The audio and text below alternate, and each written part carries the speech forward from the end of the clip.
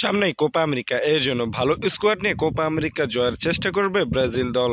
আর সব থেকে শক্তিশালী দল নিয়ে যেতে পারলে তো কোনো কথাই নেই। চলুন আজকের ভিডিওতে আমরা জেনে নেই ব্রাজিলের কোপা আমেরিকা জয় করতে হলে কোন স্কোয়াডটি নিয়ে খেললে সব থেকে বেশি ভালো হবে, বা ব্রাজিলের বর্তমান অবস্থান অনুযায়ী বা বর্তমান প্লেয়ারদের পারফরমেন্স অনুযায়ী কে কে স্কোয়াডে থাকলে সেই স্কোয়াডটি সব থেকে শক্তিশালী স্কোয়াড হিসেবে বিবেচিত হবে ব্রাজিলের হয়ে।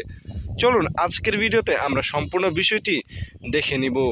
আমরা প্রথমে দেখব ফরওয়ার্ড, এরপর মিডফিল্ডার, এরপর ডিফেন্স, এরপরই আমরা দেখব হচ্ছে গোলকিপার। প্রথমত একাদশে লেফট উইঙ্গার হিসেবে রাখা হলে ভিনিসিয়াস জুনিয়রকে, যদিও তার জায়গায় মার্টিনেলিকে রাখলেও খারাপ নয়, তবে মার্টিনেলির থেকে ভিনিসিয়াস জুনিয়র অনেক দক্ষ এবং ক্লাবের হয়ে নিয়মিত ভালো পারফরমেন্স করছেন, যার কারণে লেফট উইঙ্গার হিসেবে এই একাদশে ভিনিসিয়াস জুনিয়রকে জায়গা দেওয়া হয়েছে। এরপর রয়েছে সেন্টার ফরওয়ার্ড হিসেবে রিচার্লিসনকে রাখা হয়েছে, যদিও তার জায়গায় গ্যাব্রিয়াল জেসুস এবং রয়েছে অ্যান্ড্রিক। তবে সেক্ষেত্রে রিচার্লিসন অনেক দক্ষ এবং রিচার্লিসন ভালো পারফরমেন্স করে ব্রাজিল দলের হয়ে।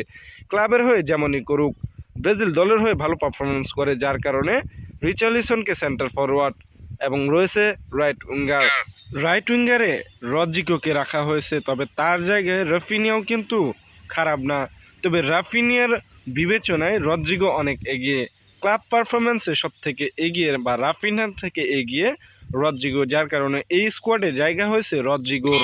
এবার চলুন দেখে নেওয়া যাক মিডফিল্ড কাদের কাদের নিয়ে সাজালে শক্তিশালী হবে। প্রথম চয়েস ব্রুনো গুইমারেজ, তবে তার জায়গায় জুয়েলিংটনও কিন্তু খারাপ নয়, তবে জুয়েলিংটনের থেকে অনেক অভিজ্ঞ ও দক্ষ হচ্ছে ব্রুনো গুইমারেজ, যার কারণে এই স্কোয়াডে ব্রুনো গুইমারেজ জায়গা পেয়েছে প্রথম একাদশে। তবে ব্রুনো গুইমারেজকে কেউ অপছন্দ করবে না, ক্লাব বা ন্যাশনাল টিম দুই হয়ে ভালো পারফরমেন্স করেন ব্রুনো গুইমারেজ। তারপর রয়েছে ক্যাসমিরোকে কেউ অপছন্দ করবে না, তবে ক্যাসমিরোর জায়গায় জাও গোমেজ বা ডগলাস লুইস হলেও খারাপ হয় না।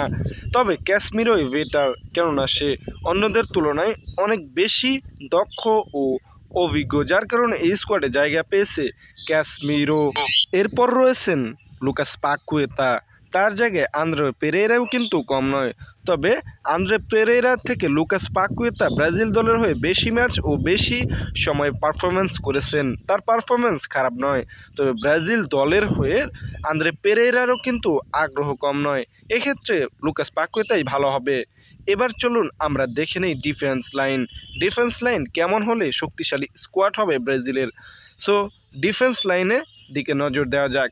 ডিফেন্সে প্রথমেই রাইট ব্যাক হিসেবে দানিলো প্রথম চয়েস।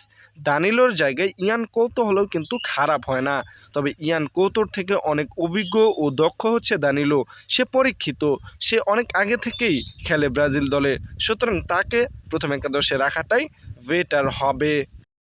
সেন্টার ব্যাক হিসেবে রয়েছেন অ্যাডার মিলিটাও কেমন সেটা আপনারা সকলেই জানেন, প্রায় 200রও বেশি বা 250রও বেশি দিন পরে মাঠে ফিরেছেন অ্যাডার মিলিটাও, ইতিমধ্যে প্রথম একাদশেও খেলে ফেলেছেন। তবে অ্যাডার মিলিটাওয়ের জায়গায় ব্রেমার হলেও কিন্তু খারাপ নয়, তবে অ্যাডার মিলিটাও এক্ষেত্রে বেস্ট হবে। এরপর রয়েছেন সেন্টার ব্যাক হিসেবে আরেক তারকা মার্কুইনহোস, পিএসজিতে নিয়মিত পারফরমেন্স করতে পারলেও ব্রাজিলে তেমন পারফরমেন্স না করলেও সে খুব ভালো খেলে, তবে তার জায়গায় অনেকে ব্যারোল্ডোকে পছন্দ করবেন। লুকাস ব্যারোল্ডার থেকে কিন্তু মার্কুইনহোস অনেক অভিজ্ঞ ও দক্ষ, যার কারণে সে এই স্কোয়াডে জায়গা পেয়েছে।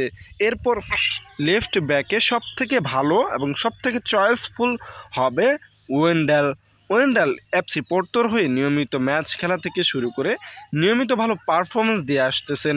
লেফট ব্যাকে তার চেয়ে ভালো আর কাউকে বর্তমানে পাওয়া যাবে বলে মনে হয় না, তাই তাকে রাখাটাই সব থেকে ভালো হবে। এবার চলুন একটু গোলকিপার দেখে নেওয়া যাক, কে এই শক্তিশালী স্কোয়াডের গোলকিপার হিসেবে থাকবেন। আপনারা অনেকেই বলতে পারেন অ্যালিসনের জায়গায় আপনি রাখতে পারেন বেন্তো বা অ্যাডারসনকে, অনেকের পছন্দ অ্যাডারসন, অনেকের পছন্দ বেন্তো, তবে অ্যালিসন দক্ষ ব্রাজিলের হয়ে, অ্যাডারসন ক্লাবের হয়ে পারফরমেন্স করলেও তেমন জাতীয় দলে ভালো পারফরমেন্স করতে পারে না, আর বেন্তোর থেকে অনেক অভিজ্ঞ অ্যালিসন, তাই এ জায়গায় অ্যালিসনই বেস্ট হবে আমার মনে হয়। এবার চলুন ফুল স্কোয়াডটি আমরা একটু দেখে নেই। এক্ষেত্রে বা এই স্কোয়াডটি তৈরি করতে ফরমেশন ব্যবহার করা হয়েছে 4-3-3। যাই হোক, স্কোয়াডটি আপনারা দেখতে পাচ্ছেন, ডিফেন্স এবং হচ্ছে মিডফিল্ডার ও সেন্টার ফরওয়ার্ড থেকে শুরু করে বা রাইট ও লেফট উইঙ্গার সকলে এখানে রয়েছেন। তবে এক্ষেত্রে সাব হিসেবে আপনারা রাখতে পারেন ডগলাস লুইস, মিডফিল্ডার হিসেবে আন্দ্রে পেরেইরা ও তার সাথে থাকতে পারেন জাও গোমেজ সাব হিসেবে। ডিফেন্সে ইয়ান কৌতো, ব্যারাল্ডো আরও অনেকেই, এবং সেন্টার ফরওয়ার্ড এনরিক সহ সকলকে রাখলে বা সাব হিসেবে রাখলে খারাপ নয়।